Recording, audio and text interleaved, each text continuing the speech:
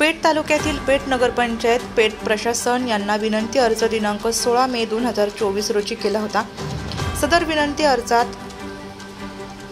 तलावातील गाळ उपसा चालू आहे ते वाहून नेणारे वाहने ज्या मार्गाने जात आहेत त्या मार्गावर गाळ वाहतूक करणाऱ्या वाहनातून गाळ हा खूप मोठ्या प्रमाणात पडत असतो।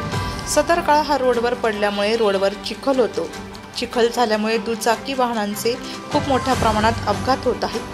दुचाकी वाहनांची अक्षरशः घसरगुंडी होत आहे। रोडवर चिखल असल्यामुळे रोडने ये-जा करणे देखील मुश्किल झाले। वारंवार पाय घसरून पडणाऱ्यांची संख्या खूप झाली आहे।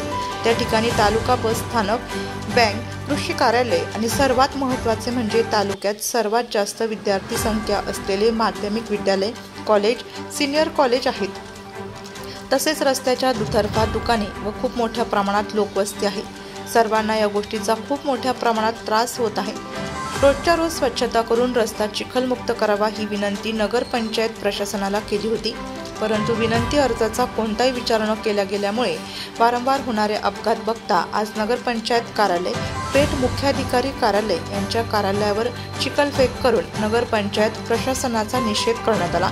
तसेच स्वच्छता न झाल्यास नगरपंचायत कार्यालयासमोर गाळ टाकण्यात येईल असा इशारा देखील देण्यात आला।